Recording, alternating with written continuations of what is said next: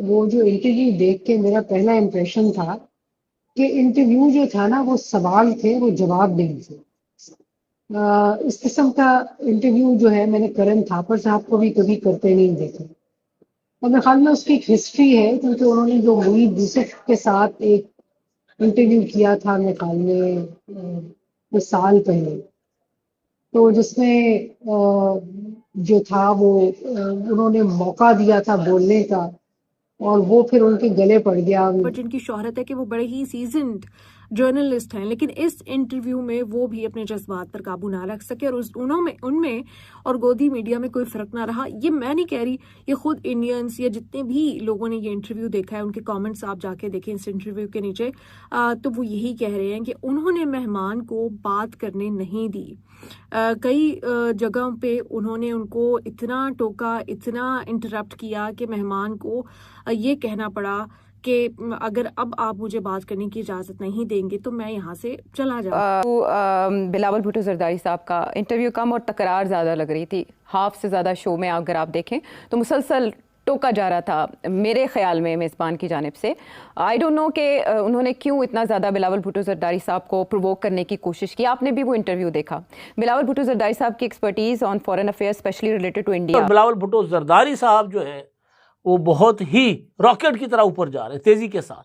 लग यूँ रहा है कि जैसे वो वजीर आजम बन ही जाए। दोस्तों, पाकिस्तान में इन दिनों बिलावल भुट्टो का नाम बहुत जोर शोर से लिया जा रहा है, क्योंकि बिलावल भुट्टो जहां तक खबर के अनुसार ऐसा लग रहा है कि वो अगले प्रधानमंत्री पाकिस्तान के बनने के लिए जो है अपनी पूरी जोर और ताकत लगाने पर लगे हुए हैं। और इसलिए वो जो है आजकल कहा जा रहा है कि बड़े इंटरव्यू दे रहे हैं इंटरनेशनल मीडिया को और यूट्यूबर्स को, और उसको लेकर पाकिस्तानी मीडिया जो है इन दिनों अभी लगता है इनकी गोदी में बैठ चुका है बिलावल भुट्टो की, और उनको जो है प्रमोट करने की कोशिश कर रहा है। क्योंकि अब शहबाज शरीफ तो जैसा कि आप देख ही रहे हैं कि काफी समय से सत्ता का सुख भोग रहे हैं और बिलावल भुट्टो लगे हुए हैं लाइन में। तो अब अगला हो सकता है, क्योंकि ये चूंकि इनके फेवर के लोग हैं, इनके आर्मी चीफ के, तो हो सकता है कि अगले टाइम में इनको मौका मिल जाए, और उसी के लिए लगातार इधर उधर अपना जो है इंटरव्यू वगैरह दे रहे हैं। तो हाल ही में इन्होंने एक करण थापर जो कि भारतीय इंटरनेशनल मीडिया के रिपोर्टर हैं, तो उन्होंने जो है इनका एक इंटरव्यू किया, और उसमें जब इन्होंने बिलावल भुट्टो से लगातार सवाल पूछे और बिलावल भुट्टो ने इसका जवाब दिया, तो फिर अब उसको जो है पाकिस्तानी मीडिया उस पर जो है काफी उछल कूद मचा रही है कि उनको बोलने नहीं दिया, उनको जवाब देने नहीं दिया। वो उन्होंने कहा कि अगर आप जवाब नहीं देंगे तो मैं उठकर चला जाऊंगा। तो अब इसमें देखने वाली बात यह है कि पाकिस्तानी हमेशा हर चीज में जीत और हार का फैसला करते हैं। चूंकि ये एक इंटरव्यू है, इसमें आप सवाल जवाब कर रहे हैं, कोई वहां पर एग्रेसिव होने वाली बात नहीं होती। लेकिन अब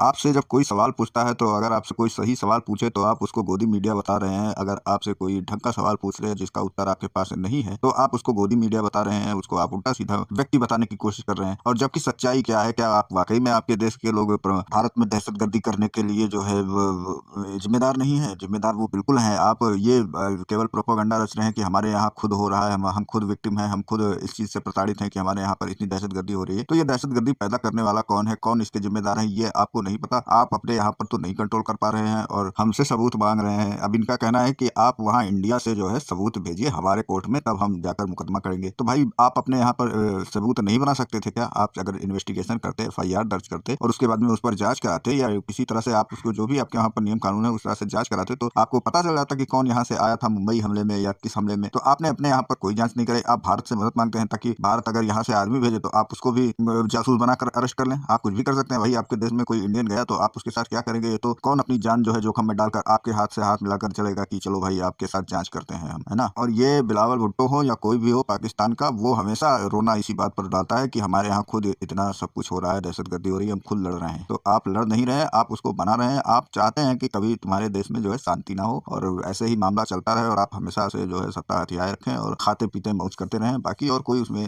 आपका कोई इंटरेस्ट नहीं है इन सब चीजों को खत्म करने में। तो सवाल जवाब एक जगह, लेकिन जो हकीकत है उस पर आप बात नहीं करना चाहते। तो चलिए चलते हैं, आपको दिखाते हैं कि पाकिस्तानी मीडिया किस तरह से इस इंटरव्यू के लिए रोना धोना मचा रखी है। वीडियो पसंद आए तो लाइक करें, चैनल को सब्सक्राइब करें और शेयर करना ना भूलें। जाएंगे, उन्होंने इंडियन एंकर करण थापर को धोया है धोबी घाट में लगा के। जिस तरह धोबी पटखा लगाया जाता है उस तरह उन्होंने करण थापर के साथ किया है। बड़ी कोशिश की करण थापर ने, जो बिलावल के साथ उन्होंने इंटरव्यू किया कि किसी तरह बिलावल को दबा के रखे, लेकिन बिलावल भुट्टो जरदारी ने छक्के छुड़ा दिए। मैंने to be very honest with you, मैंने आधी इंटरव्यू देखी फिर मैंने बंद कर दी, because it was not interesting at all मेरे हिसाब से। अच्छा। अब उसकी वजह ये थी कि बिलावल भुट्टो साहब had to present the Pakistani state and government point of view, वो तो करेंगे।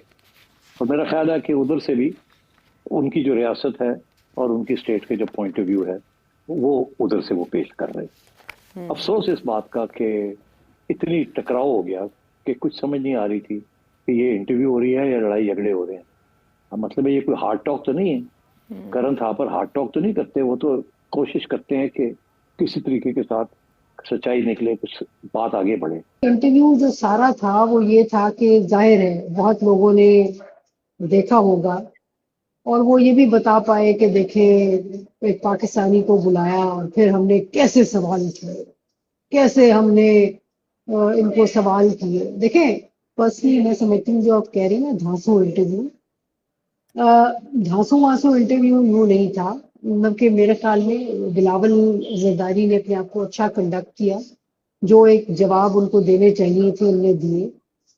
और मुझे कोई मसला बिलावल को उससे नहीं था। जाहिर है कुछ चीज़ों पे जो है मैं डिसएग्री करती हूँ, मसलन ये कि वो कॉन्स्टेंटली रोना रो रहे थे अफगानिस्तान का। फिर उन्होंने करण थापर साहब सवाल किया, क्योंकि वो सवाल ज़्यादा कर रहे थे और जवाब वो कम सुन रहे थे। उन्होंने सवाल किया कि मुंबई अटैक्स पे पाकिस्तान ने कोई एक्शन क्यों नहीं लिया। पाकिस्तान की जो अदालतें हैं उन्होंने जो अगर कोई पाकिस्तानी इसमें मुलविस थे उनको सजाएं क्यों नहीं दी। वो इस वजह से नहीं दी कि पाकिस्तान की अदालतें बार बार कहती रहीं कि जो विटनेसेस हैं मुंबई अटैक्स के, जिसकी बेस पे इंडिया कहता है कि पाकिस्तान ने अटैक किया, उनको अदालत में पेश किया जाए, वो विटनेसेस और एविडेंस पाकिस्तान के साथ शेयर किया जाए, ताकि पाकिस्तान से अगर कोई हाथ इसमें मुलविस है पाकिस्तान उनके खिलाफ एक्शन कर सके। क्या ये आज तक हुआ? नहीं हुआ। अगर इंडिया सच्चा है मुंबई अटैक्स में भी, तो वो एविडेंस, वो विटनेसेस क्यों पाकिस्तानी गवर्नमेंट के साथ शेयर नहीं किए गए? अगर इंडिया की गवर्नमेंट वाकई चाहती थी कि मुंबई अटैक्स की जो है रूट कॉज या जड़ को पकड़ा जा सके कि असल में वो प्लान हुआ कहाँ से, नहीं, उसमें भी एक इबाम रखा गया। अजमल कसाब का नाम ले लो, ये ले लो, नाम ले लो, आप पेश तो करो पाकिस्तान की अदालत में। पहलगाम का सवाल हुआ, उस पर बिलावल ने कहा कि जी पहलगाम हमने तो आपको ऑफर किया है ना इंडिया को, आपकी हुकूमत भागी है, हमने तो कहा है आए, अगर वो पाकिस्तान मुलविस है सबूत दें, और हम पहलगाम में मुलविस दहशतगर्दों के खिलाफ भारत के साथ ताउन करने के लिए तैयार इन्वेस्टिगेशन में। भारत भी जो पाकिस्तान में दहशतगर्दी हो रही है, जो अपना जाफर एक्सप्रेस है या दूसरे हमारे पास वाकयात हुए, भारत भी उसमें हमारे साथ करे ताउन, क्यों नहीं कर रहा? उन्होंने कहा कि हम ताउन के बगैर खित्ते में दहशतगर्दी खत्म नहीं कर सकते।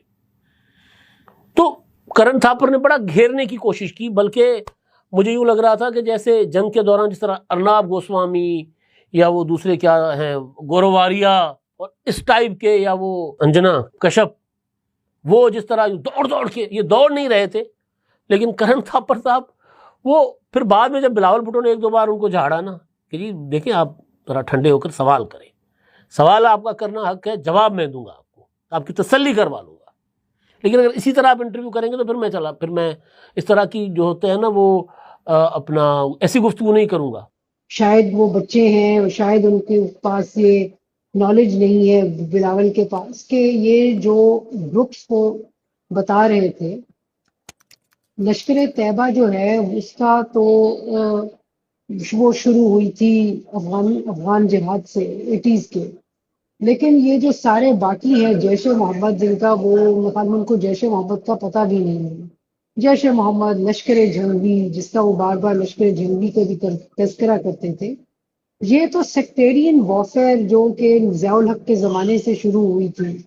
कि मैं कहती हूँ कि जिहाद की मदरशिप जो थी वो सिपाह सहाबा पाकिस्तान थी, जिससे लश्कर जंगी निकली, फिर हरकतुल जिहाद, फिर अपना हरकतुल अंसार निकली, हरकतुल मुजाहिदीन निकली, फिर वो जैश ए मोहम्मद बनी। तो उसका तो सारा जो था वो एक तो सेक्टेरियन था और दूसरा वो था कश्मीर था।